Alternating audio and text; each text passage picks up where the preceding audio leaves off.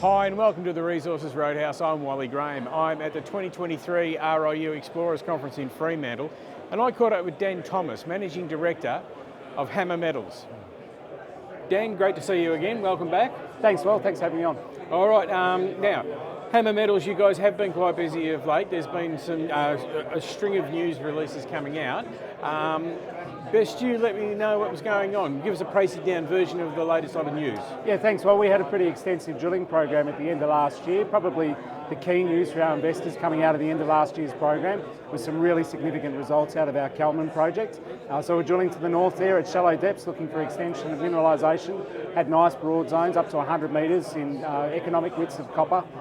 Some nice molybdenum grades in there as well. The peak result was 24 metres at 5.1% copper equivalent.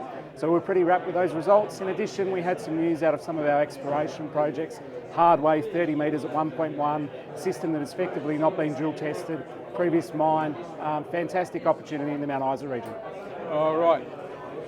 The Kelman Copper Gold Molybdenum project, and let's throw in the rhenium in there as well, because the rhenium's quite, it's a very unique little commodity there, isn't it? Rhenium is really niche. It's actually used in jet turbine engines, and the market for jet turbine engines through COVID is actually not fantastic, and rhenium prices aren't great.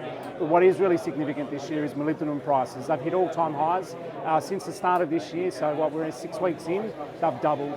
They're up at $95,000 a tonne. The Kelman project is the third highest grade undeveloped molybdenum project in the world, and we're pretty much the only listed project out of those top three. So the Kelman project's looking really interesting. The last time we did a resource update here, copper prices were $4,600 a tonne, north of 8,000, touched 9,000, 10,000 last year. So there should be some easy wins to have within the Kelman deposit to grow that bigger.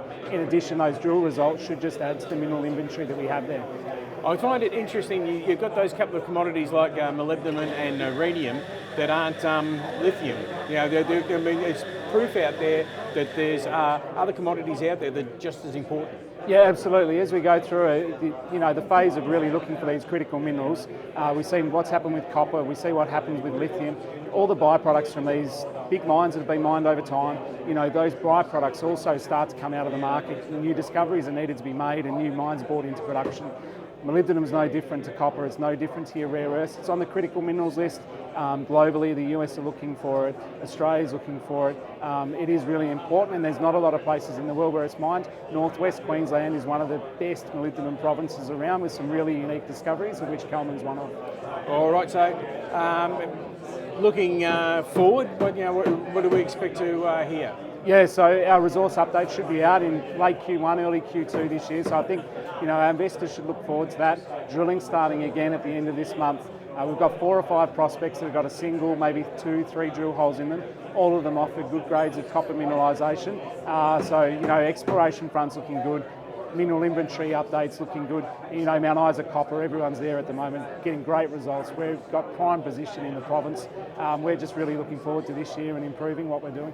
All right, well, as always, mate, keep us in touch, and we just like to hear the good news. Thanks, Walt. Cheers.